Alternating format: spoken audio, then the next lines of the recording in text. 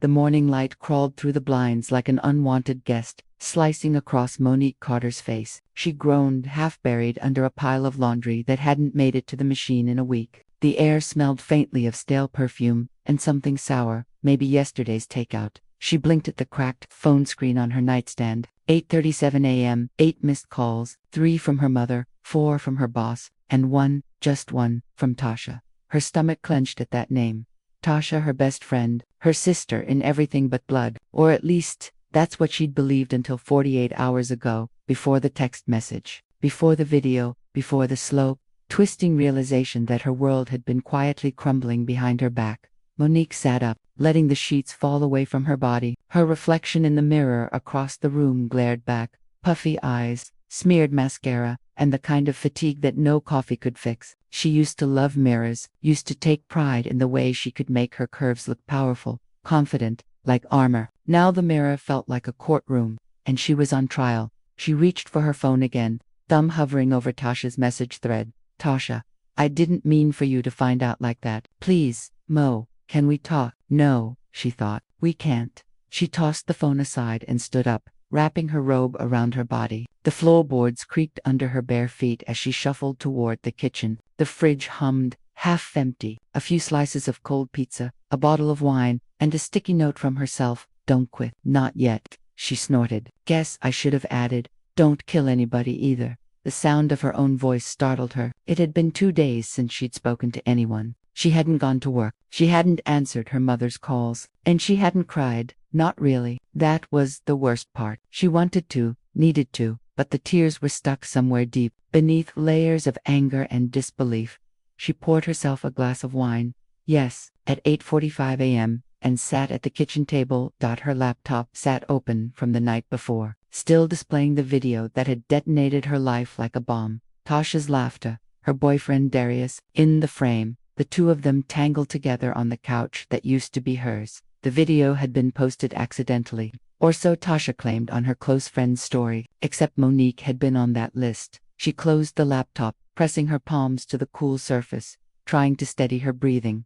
How do you even come back from that? She whispered that. The universe didn't answer. It never did. By noon, Monique forced herself to shower, to brush her hair, to pretend to be functional. The water was scalding, like it could burn away the memories. She dressed in her favorite oversized sweater, a deep plum color that hugged her softly, and pulled on leggings that had seen better days. Her job at the Atlanta Ledger, a small but ambitious newspaper, was already hanging by a thread. She'd been missing deadlines, avoiding meetings, and now she'd ghosted her editor for 2 days straight. When she finally walked into the office, the buzz of fluorescent lights and the click of keyboards hit her like static. Heads turned, whispers followed. She ignored them and went straight to her desk. Monique, a voice called out behind her. It was Calvin, her editor, a tall man in his 40s with a perpetual coffee stain on his tie. His expression was a mix of concern and irritation. Can I see you in my office? She sighed. Yeah, sure. Inside, Calvin gestured for her to sit. The blinds were half closed, letting in slashes of light that painted the desk like prison bars. You missed the staff meeting. Again, he said, crossing his arms, and your piece on community policing was due yesterday. I'll finish it today, Monique replied, her voice flat.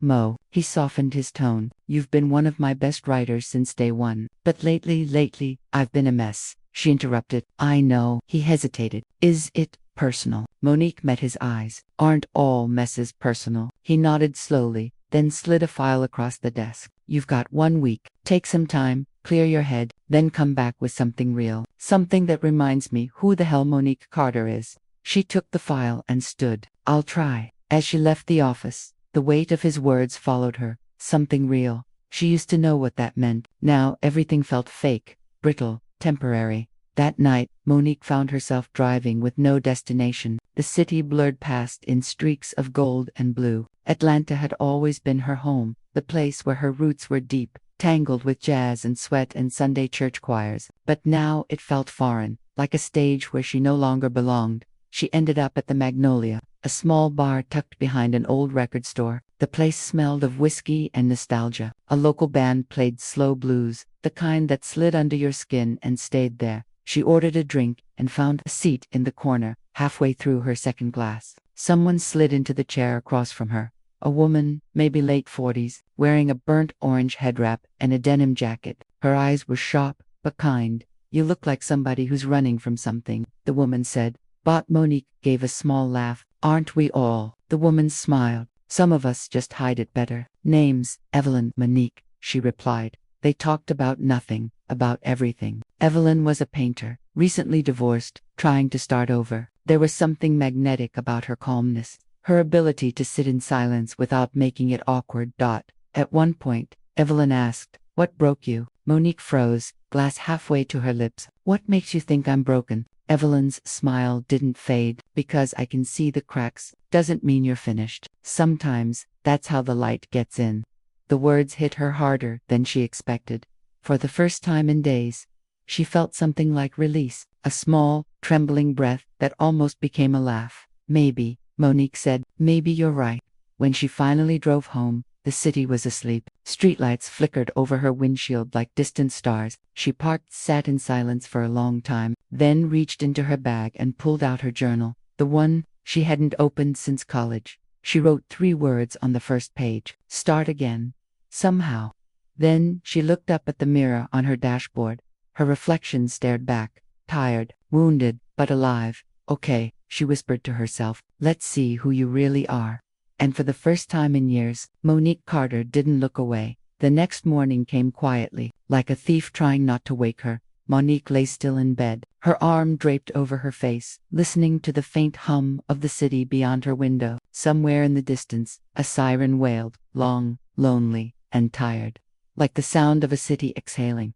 She hadn't slept much. Every time she closed her eyes, she saw Tasha's face, that smile, that betrayal, frozen in digital pixels. It wasn't just the act itself. It was the years, the shared secrets, the late-night phone calls, the countless times they'd promised each other, "We've got each other's backs." Now she wasn't sure what that had ever meant. When she finally dragged herself out of bed, the apartment felt smaller than usual, like the walls were leaning in. She made coffee, poured it into the chipped mug that said "Boss Lady," and stood by the window, staring down at the street.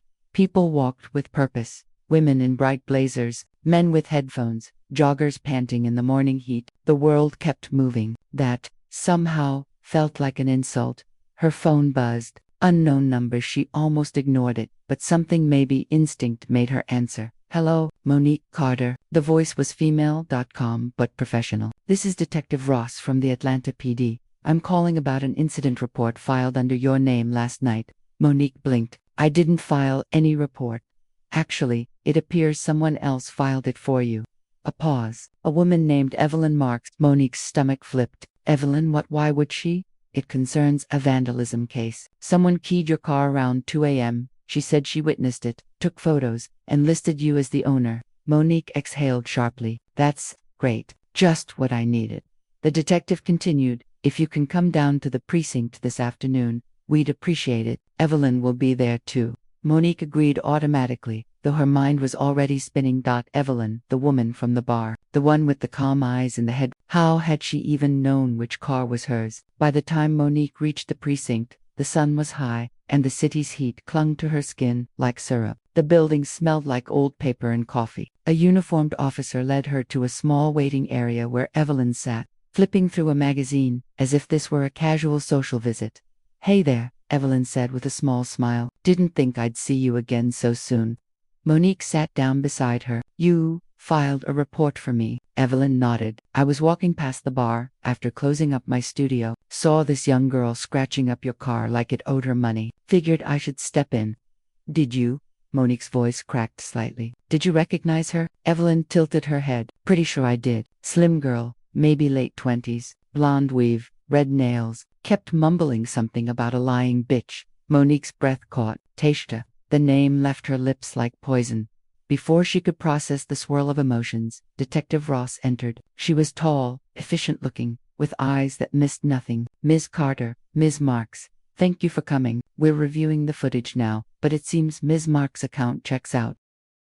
"Do I need to press charges?" Monique asked, her voice distant.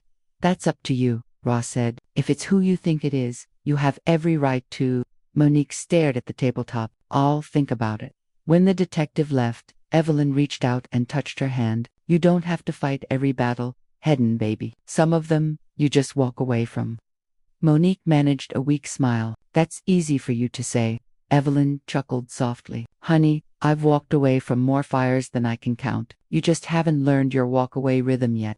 The words lingered long after Monique left the precinct. That evening, Monique found herself at Evelyn's art studio, a converted warehouse filled with sunlight and chaos. Canvases leaned against the walls, splashed with bold colors and wild brushstrokes. The smell of turpentine and jasmine incense mixed in the air. Welcome to my mess, Evelyn said with a grin.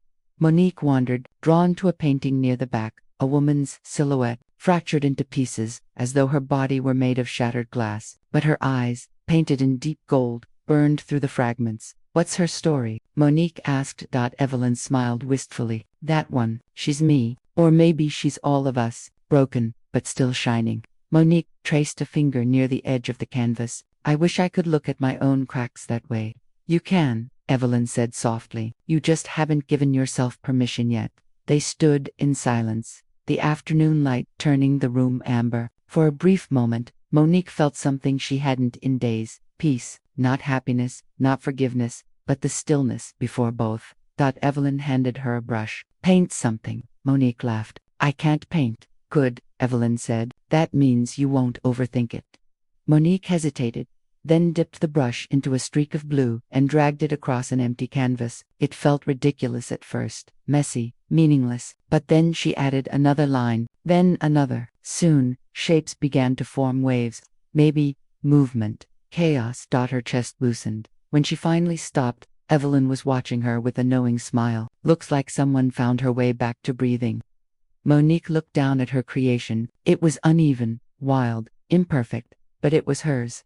I don't even know what it is, she admitted. Evelyn tilted her head. You don't have to, you just had to let it out. That night, Monique went home different, lighter, though she didn't fully understand why. She lit a candle, turned off her phone, and opened her laptop. Instead of staring at the past, she began to type.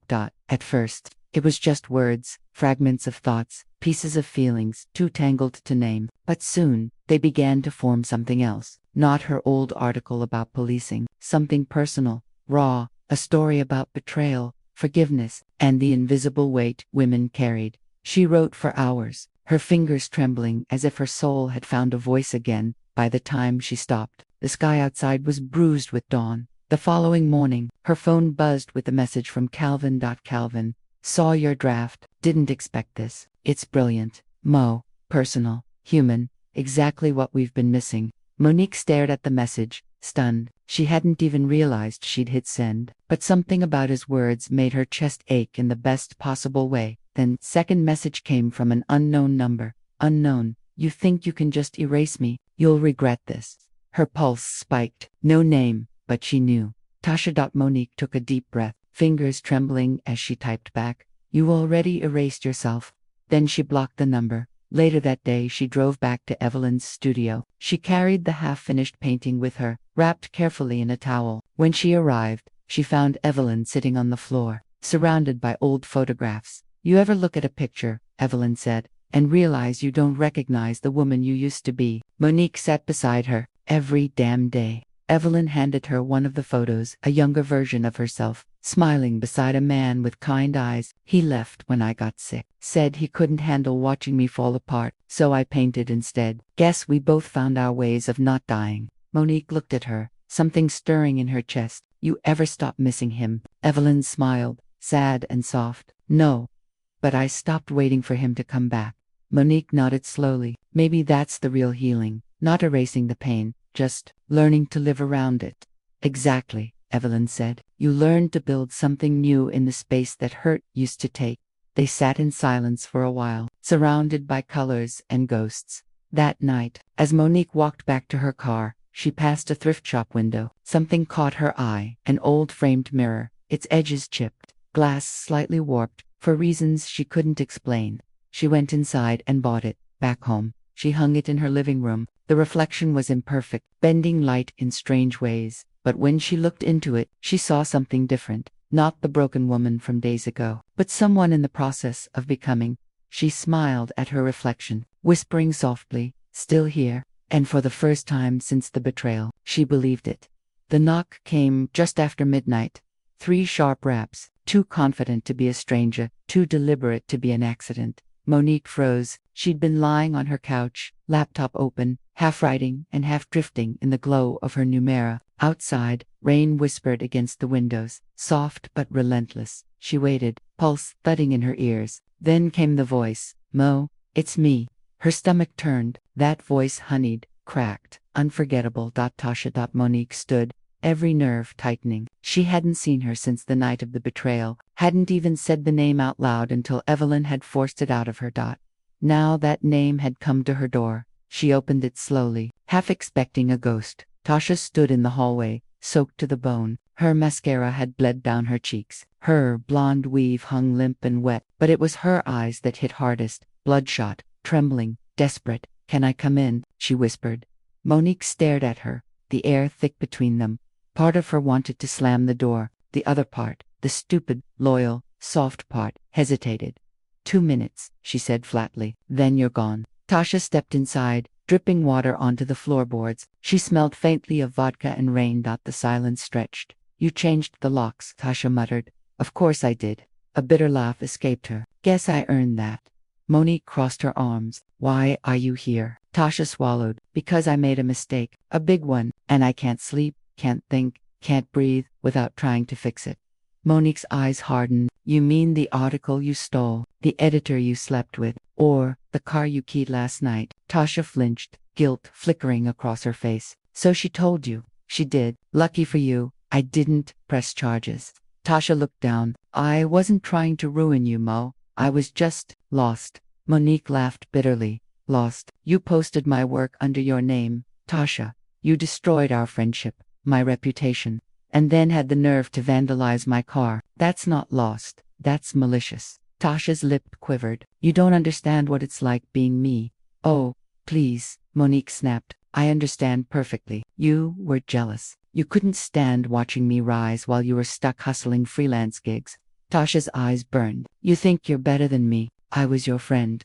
The words came out quieter than she intended, but sharper. Tasha looked away, the defiance in her posture cracking. For a moment, neither spoke. The rain filled the silence, beating against the window like a heartbeat.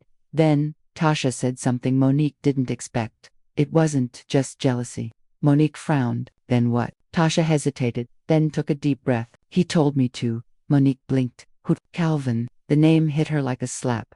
"That's not funny," Monique said slowly. "You don't joke about that." "I'm not joking," Tasha said. Her voice trembled. "He said he'd help my career. Said you didn't have the edge anymore. That he needed something fresh, something viral. I was stupid enough to believe him." Monique's knees went weak. She gripped the arm of the couch for balance. "You're lying." Tasha shook her head. "You know I'm not. You always thought he was clean. Your champion, your big shot editor who saw your brilliance. He saw you. All right. And then he saw how to use you." Monique's mind flashed through memories. Calvin's gentle mentorship, the long nights editing drafts, the way his compliments had always felt too careful, too practiced. A cold truth began to crawl beneath her skin. He published your version," she whispered. "And when it blew up, he said he'd handle the fallout. He made me the villain. You, the crazy ex-writer, who couldn't handle losing. He used us both." Tasha sank onto the couch, burying her face in her hands. "I know. I was weak. I just wanted to be somebody for once."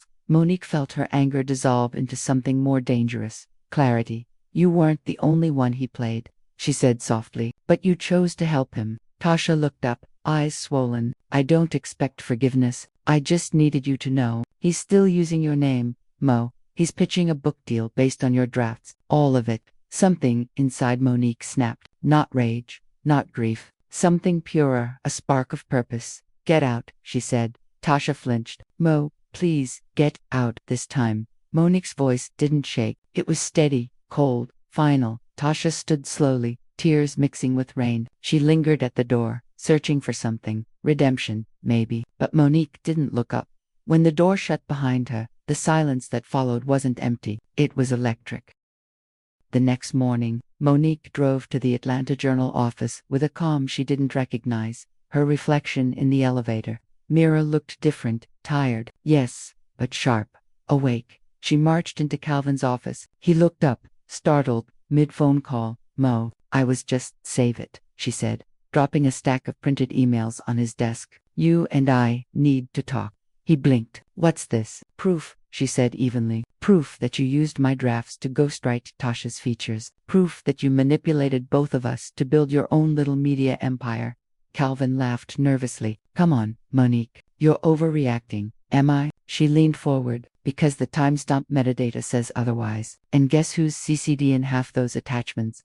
He paled. "You wouldn't." "Oh, I would." Her voice was calm now, almost gentle. "You taught me everything about how to craft a headline, Calvin. So here's one for you. Award-winning editor exploits black female writers for profit." He opened his mouth, but no words came. She straightened. "I'm giving you 24 hours to come clean, to the board, to the press, to me. Otherwise, I make the story public with every receipt attached." Calvin swallowed hard. "You'll ruin your career too." She smiled faintly. "Maybe, but at least I'll ruin yours first." And with that, she walked out. That night, she found herself back at Evelyn's studio. The air smelled of wet clay and lemon oil. Evelyn was sculpting, hands deep in the cool, pliable earth. "You look different," Evelyn said without turning, "like somebody who's finally ready to stop bleeding." Monique sat beside her, exhaling. "I just burned a bridge I've been standing on for years." Evelyn chuckled. "Good, now you can see the view." Monique smiled faintly. "It's scary." "Of course it is," Evelyn said. "Freedom always is." They sat quietly, the sound of rain tapping against the old windows. In the corner, the unfinished painting Monique had made leaned against the wall, wild, chaotic, alive. Evelyn wiped her hands on a towel and looked at her. "So what now?" Monique thought for a long moment. "Now, I tell the truth, my way." 2 days later, the headline hit the internet. "The Cost of Silence: How Women of Color Are Erased in Media Spaces," by Monique Carter. The article went viral overnight, not because it was scandalous, but because it was honest, raw, furious in its clarity. She didn't name names. She didn't have to. Everyone who needed to understand. Did. Calvin resigned. Tasha disappeared from social media. And Monique, for the first time in years, felt something like power, not over others, but over her own story. That evening, she returned home to her mirror. The warped reflection smiled back at her, softer now, steadier. Evelyn's words echoed in her mind. "You just haven't given yourself permission yet," she whispered to her reflection. "Permission granted." And the woman in the mirror smiled back. The emails never stopped. By the third day after her article went live, Monique's inbox had become a storm. Messages from journalists, activists, strangers, victims. Some thanked her, others demanded more. A few, predictably, told her to shut up. She tried to keep up at first, replying politely, signing off with gratitude, but by the end of the week, she'd stopped opening them altogether. That her name was everywhere. Monique Carter, the voice of a generation. The praise felt good, addictive, even. Until it didn't single quotes t. Every morning, she'd wake up to new interviews, new mentions, new invitations, but the louder the world became, the quieter her own mind grew. Fame had a strange sound, like applause muffled by distance. Calvin had resigned. Just as she predicted, the paper released a carefully worded statement about ethical restructuring. Tasha's plagiarism scandal had gone viral, though Monique hadn't lifted a finger to fuel it. Yet, victory felt hollow. Evelyn called one afternoon. "You sound tired, baby." Monique chuckled weakly. "I sound like someone who hasn't seen her own kitchen in a week." "Then come here," Evelyn said. "I made gumbo." She didn't argue. Evelyn's studio smelled like heaven. Spices, smoke, and paint. The radio played old soul music, low and lazy. Evelyn stirred a pot on the stove, wearing one of her endless collection of patterned head wraps. Her gold hoops glinted in the light. Monique sat at the table, watching her friend move with a kind of quiet rhythm. "How do you do it?" she asked. "How do you stay grounded when everything's on fire?" Evelyn smiled. "You can't control the fire, baby. You just learn how not to let it burn you." "I'm trying," Monique said. "But the noise, it's everywhere. Everyone wants a piece." "That's the thing about truth," Evelyn said, ladling soup into bowls. "Once it's out, it doesn't belong to you anymore."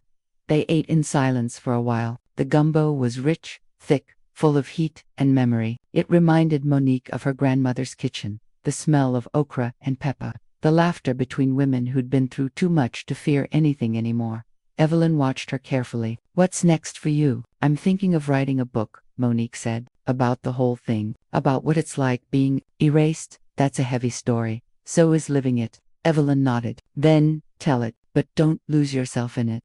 Monique smiled faintly. I'll try. But even as she said it, she wasn't sure she could. That night, Monique stayed at Evelyn's studio longer than usual. Rain drummed against the tin roof, steady and hypnotic. Evelyn poured them both glasses of wine, and the two women sat surrounded by half-finished sculptures and open canvases. You ever feel like you're finally winning? Monique asked, and suddenly that feels scarier than losing. Evelyn laughed softly. All the time. Winning means you've got something to lose now. Monique nodded. People keep telling me how brave I am, like that's supposed to make me feel better. But all I can think about is how tired I am. Evelyn's eyes softened. Bravery and exhaustion come from the same well, baby. Monique leaned back, staring up at the ceiling. You always sound like you've lived 10 lives.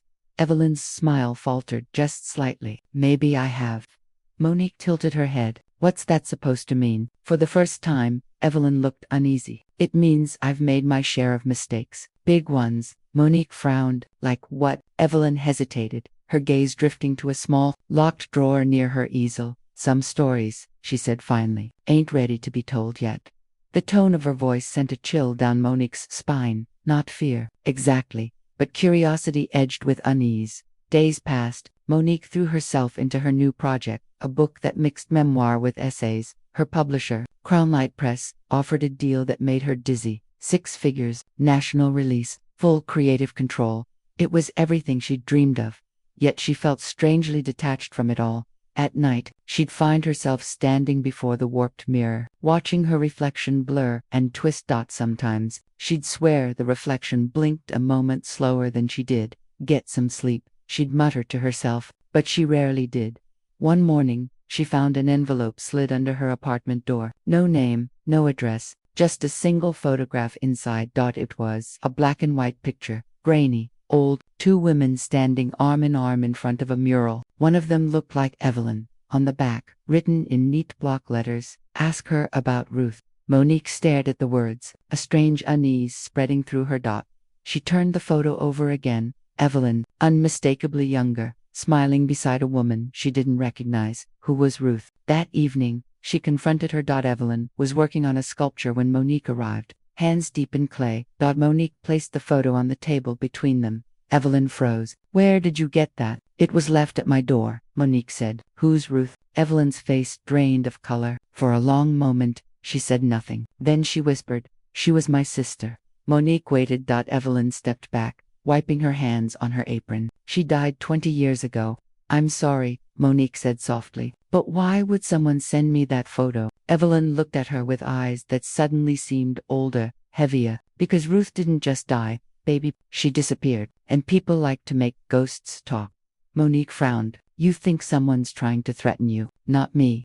Evelyn's voice shook. You, Monique blinked. Me. Evelyn nodded slowly. You stirred up a lot of powerful people with that article. Calvin wasn't the top of the food chain. Ruth, she tried to expose someone, too, in the same circle. And when she did, she stopped. Monique's blood ran cold. You think whoever hurt her is— I don't think, Evelyn interrupted. I know. The room seemed to shrink around them. Outside, thunder rolled. Evelyn took her hand. Promise me something, Monique. What? If you start feeling like someone's watching you, don't wait to find out who. Run. Monique's throat went dry. You're scaring me. Good, Evelyn said quietly. Fear keeps you alive. That night, Monique couldn't sleep. Every sound outside her window made her flinch. The city that once felt familiar now pulsed with hidden eyes. She pulled the old photo from her nightstand again, staring at Evelyn. Ruth. There was something in Ruth's eyes, something hauntingly familiar. Then it hit her. The mural, behind them a swirl of blues and golds, was the same pattern Evelyn had painted in her studio.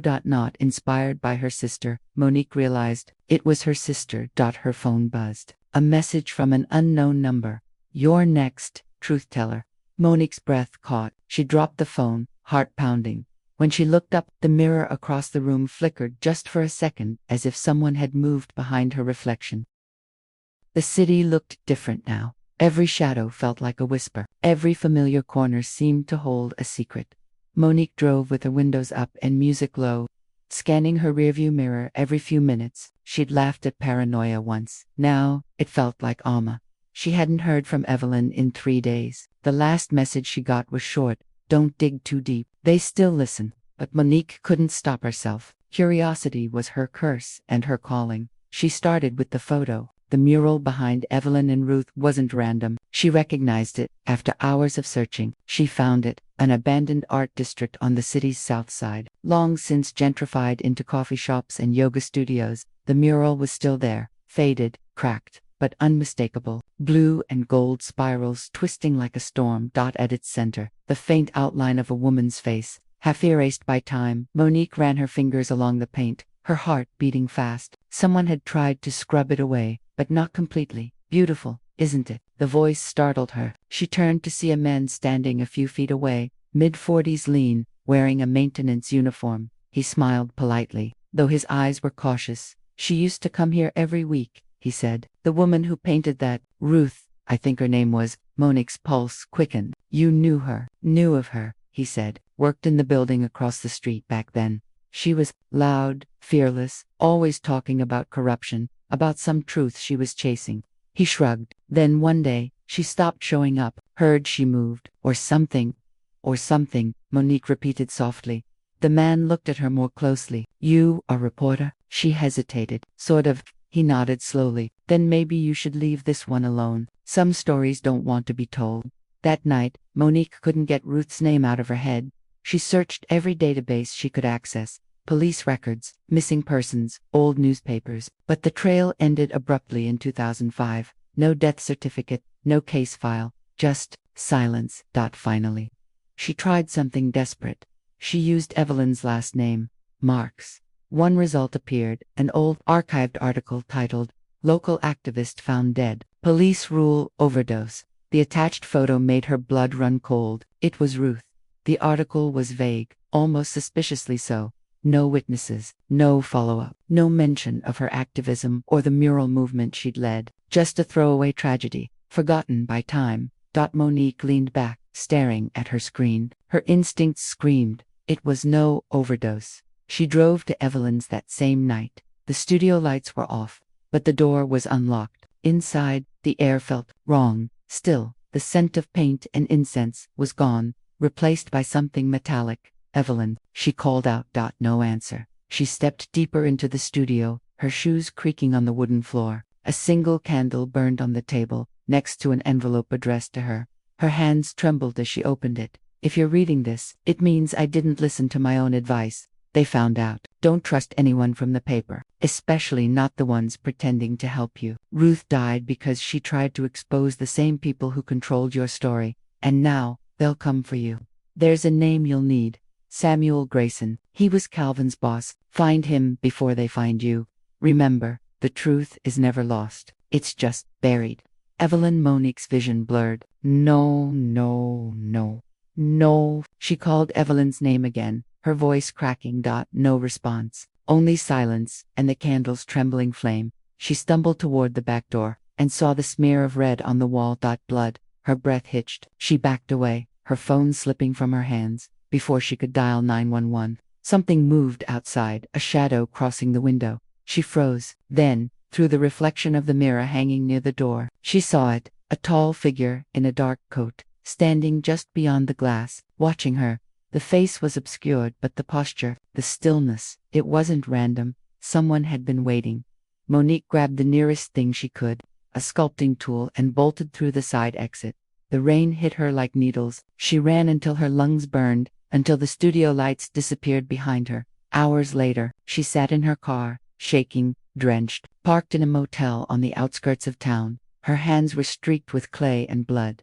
Evelyn's blood, maybe. She didn't know. The envelope lay on the passenger seat, damp but intact. Samuel Grayson. She typed the name into her phone. Dozens of results popped up. A retired media executive, once president of Crownlight Press, her publisher. He'd left the industry abruptly 15 years ago after a personal tragedy. No reason given. She found an old photo of him at a gala standing beside Calvin. Of course, her chest tightened. This went deeper than plagiarism, deeper than betrayal. Someone had built an empire off the silencing of women like her, and Ruth had died trying to expose it. The next morning, she sat in a diner, her laptop open, coffee untouched. Her reflection in the window looked like a stranger. Tired eyes, messy curls, determination carved into her face. She opened a new document and began typing. Project RUTH Unfinished Truths. Her fingers flew. She documented everything: the mural, the letters, the timeline, Evelyn's warning, the connection to Grayson and Calvin. She wasn't writing for a publisher this time. She was writing for survival. Halfway through, her phone buzzed. Unknown number again. Stop digging, Monique. Last warning. She stared at the message, heart pounding. Then she typed back, you should have killed the story when you killed her. She hit send. That evening, she drove to a gated estate outside the city, Samuel Grayson's last known address. The guard post was empty, the iron gates slightly ajar. She parked down the hill and approached on foot. The mansion was quiet, too quiet. A faint light glowed in one window. A study, maybe. She crept closer, her shoes sinking into wet leaves. Through the glass, she saw him, an old man sitting alone at a desk, staring at a framed photograph. Even from outside, she recognized Calvin beside him, younger, smiling.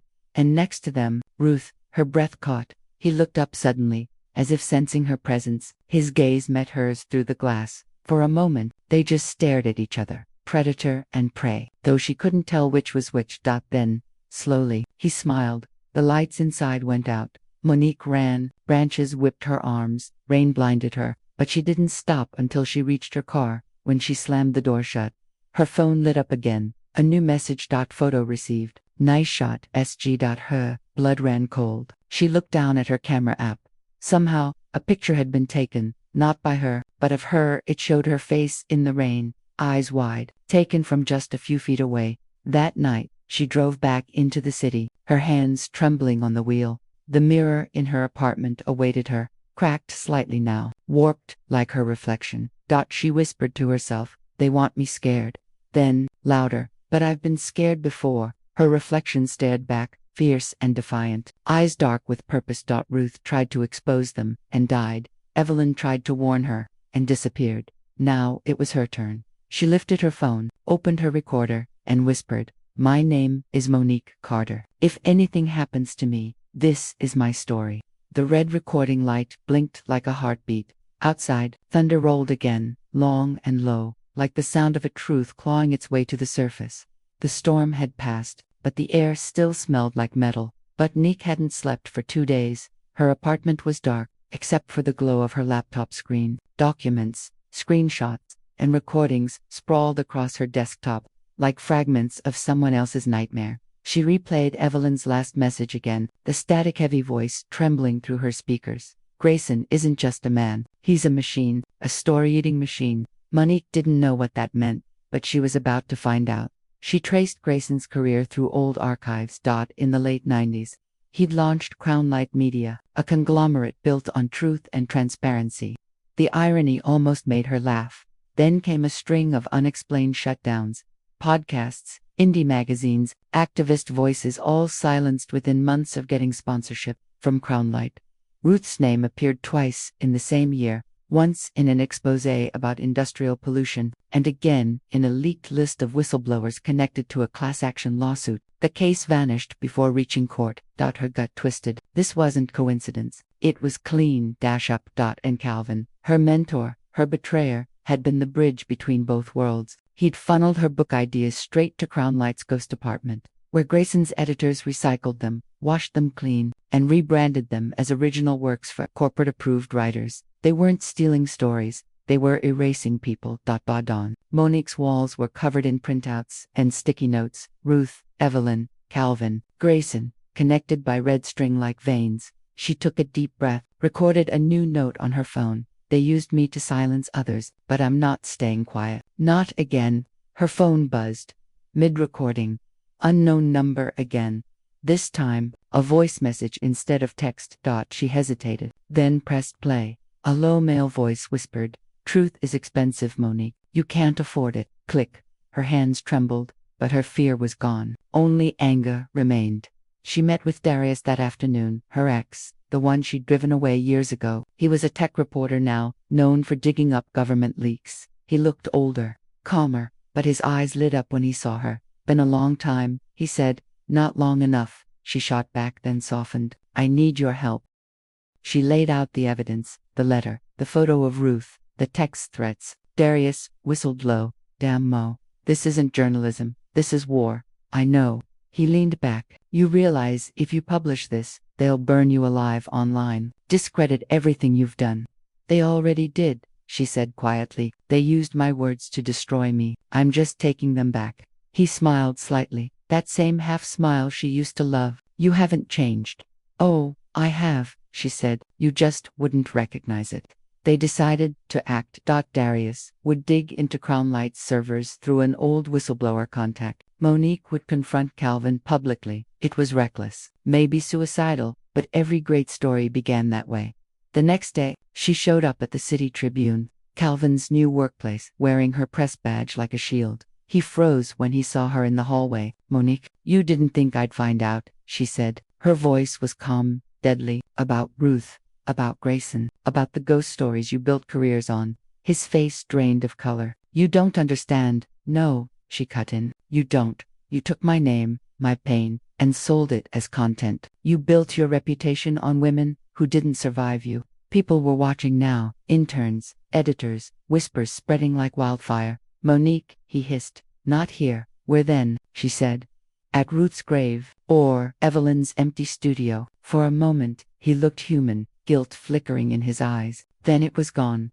Walk away, he said. You don't want to end like them. She stepped closer, her voice low. I already did. Now I want to end like me.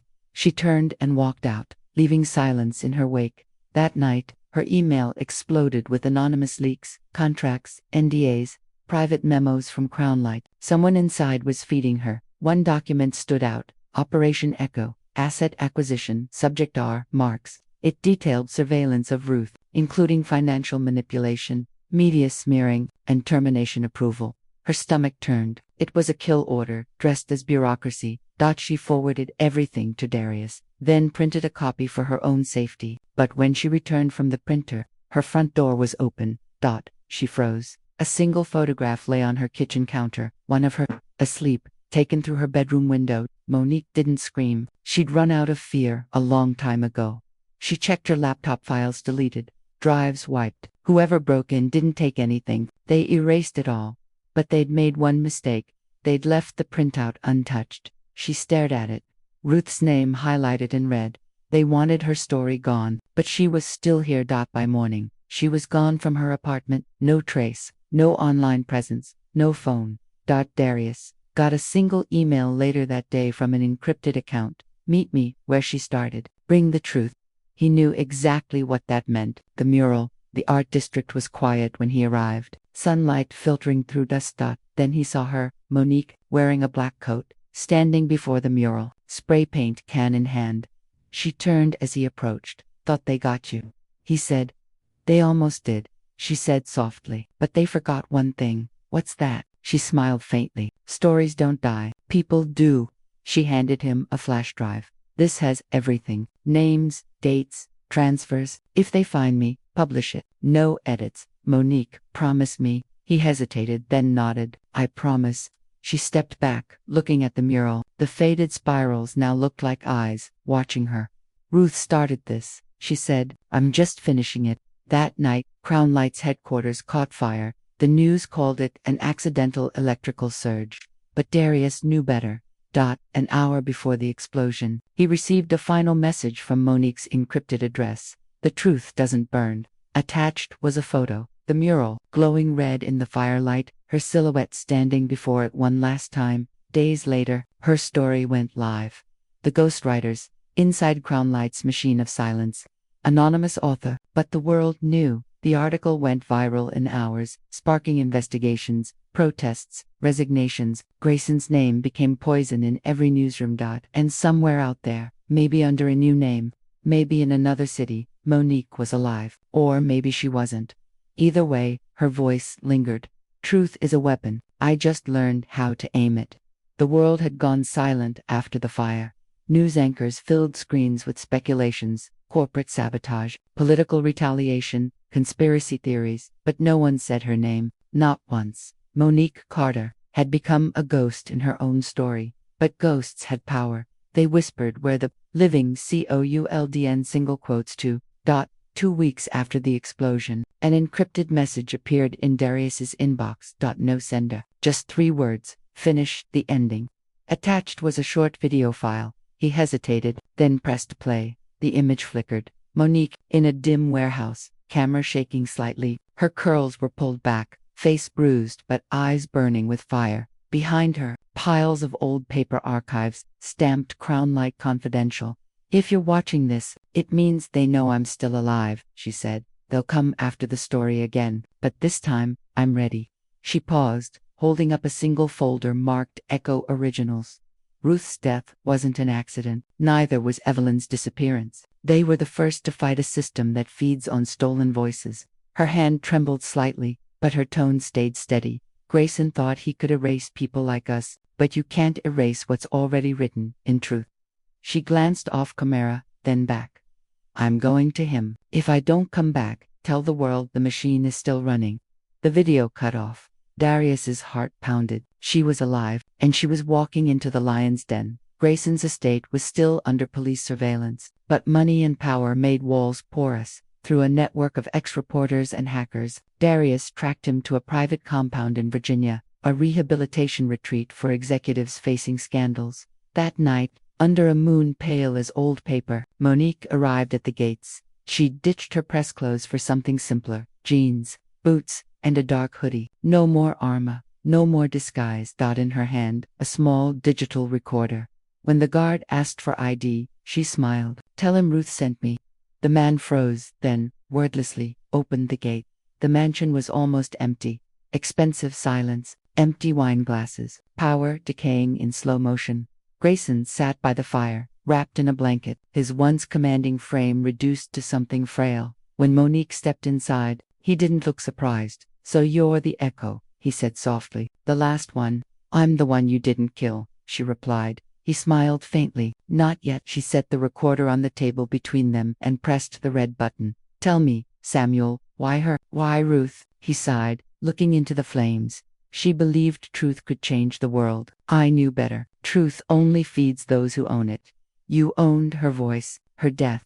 He looked up sharply. I gave her immortality. People forget the person. They remember the story. Isn't that what you wanted to? Monique leaned forward. I wanted to be heard, not devoured. For a moment, silence. Then she reached into her bag and threw a stack of photos on the table. Images from Operation Echo. Names, victims, signed authorizations, his signature. You killed them on paper, she said. Now I'll kill you with proof. He laughed, a dry, rattling sound. You think anyone will believe a ghost? Maybe not, she said, but they'll believe your own voice. She hit play on her recorder. His confession played back, crystal clear, every word, every justification. His smile froze. How you recorded everything, she said. Control freaks always do. For the first time, he looked afraid. Then, without warning, he lunged, old but fast, grabbing for the recorder. They struggled, his hand striking her cheek, her elbow jabbing his ribs. The fire roared behind them as they fell against the table, papers scattering like white feathers. The recorder slid across the floor, blinking red. Truth dies with you, he shouted. No, she gasped, shoving him back. It lives through me. She grabbed the recorder, slammed her palm down on upload. A small green light flashed, live feed active. Grayson froze. What did you do? She smiled, blood on her lip. Say hello to the world. He turned toward the fire too late. The feed was live, broadcasting to Darius, to every journalist left on the list Ruth once made. Grayson's face, his words, his crimes, all streaming in real time. When authorities arrived, the mansion was ablaze again. But this time, there was no mystery. The footage had already gone viral, minus 200 million views in 6 hours. The machine of silence. They called it a network of stolen stories and manufactured deaths. Crownlight collapsed overnight. Executives were arrested. Politicians exposed.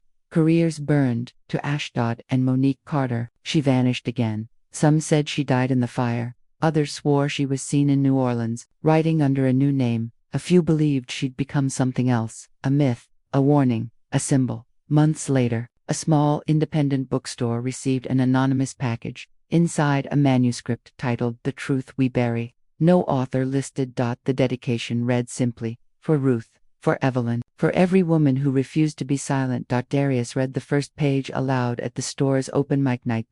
By the last line, the crowd was crying. And outside, across the street, a woman stood in the rain, watching through the window, dark-skinned, curly hair, a faint scar on her cheek. She smiled once, then disappeared into the night. The first thing she heard was rain. Not the violent, pounding rain of that night, but the soft kind, steady and forgiving, like a whisper from the sky. Monique opened her eyes to a ceiling she didn't recognize. White, cracked, still. A slow beeping filled the room, a heart monitor. She blinked at the light, her body heavy, her breath raw. "You're safe," a voice said softly. She turned her head. A nurse stood beside her, kind eyes behind fogged glasses. "You've been out for 3 days. Where am I?" "St. Mary's Clinic, just outside Baton Rouge. Someone found you by the river. You're lucky to be alive." Lucky. The word felt strange, too small for what she'd survived. Days passed in fragments, dreams of fire and rain, flashes of Ruth's mural, Evelyn's voice, Grayson's hollow eyes. Sometimes she'd wake up gasping, clutching her chest, thinking she'd heard the recorder still playing, but there was only silence, and the soft hum of life returning. When she could finally stand, she looked at her reflection in the hospital mirror. The scar on her cheek had darkened, but her eyes, they looked clearer now. Not angry, not afraid, just awake. She whispered to her reflection, "You're still here." And for the first time, it didn't sound like a question. After her discharge, she vanished again. No ID, no trail, no name, but whispers began to move through the corners of the internet posts. Messages, leaked essays under a pseudonym, MC Risen. Her words burned through feeds and timelines, raw, fearless, poetic pieces, like the weight of silence, how we are written out, and the price of naming power. Each one carried the same theme. They can erase your body, but not your story. People began to quote her. Activists painted her words on city walls. Students studied her essays in media ethics courses. And every once in a while, an anonymous donation appeared in the name of Ruth Marks Foundation for Truth in Journalism. Monique Carter had died, but something greater had taken her place. Months later, Darius visited the art district again. The old mural was gone, replaced by construction, but someone had painted a new one on the metal fence surrounding it. It showed 3 women standing side by side, Ruth with a paintbrush, Evelyn with a camera, and Monique with a microphone, all facing a horizon glowing gold. At the bottom, the same words from her leaked essay were written in red. "The truth is not a flame to fear, it's the light we build from ashes." He smiled, slipping his hands into his jacket. "You did it, Mo." A girl nearby, maybe 19, wearing a press badge, turned to him. "Did what?" He looked at her. The mural's reflection in his eyes made people listen. Far away, in a quiet coastal town in Georgia, a woman sat in a small cafe, laptop open, typing under the name Clara Reese. Her fingers moved slowly, deliberately. The title at the top of her screen read, "Risen, a memoir by Monique Carter." She paused, glancing out the window. The ocean shimmered gray-blue, the air soft with salt. A child outside laughed as rain began to fall, gentle, rhythmic, cleansing. She smiled faintly, whispering, "Ruth, Evelyn, it's done." She closed the laptop, finished her coffee, and walked into the rain. That night, a final post appeared on the Truth We Bury website, unsigned, time-stamped exactly 1 year after Crown Light's collapse. If you're reading this, it means the story has outlived me. Good, because stories aren't meant to stay clean. They're meant to scar, to stain, to wake us up. Every lie leaves an echo. Every silence hides a scream. Listen closely and you'll hear us. MC Risen. The post was shared 5 million times in 24 hours. Weeks later, a journalist at The Guardian received a small brown envelope with no return address. Inside, a single Polaroid. It showed the mural freshly repainted, and beneath it, written in red marker, "We are still writing." Darius framed that photo above his desk. Whenever new reporters came to his office, they always asked who the women were. He'd smile and say, "They were the first ones to tell the truth. The rest of us are just catching up." And somewhere far away, perhaps in another city, perhaps in another life, a woman with deep brown skin, warm eyes, and a tired smile, would sit at a diner counter, reading the news of another whistleblower's story breaking through. She'd sip her coffee, nod, and whisper to herself, "Keep going." Then she'd vanish again, like wind through paper, leaving behind only her words, because Monique Carter was no longer a name. She was a movement,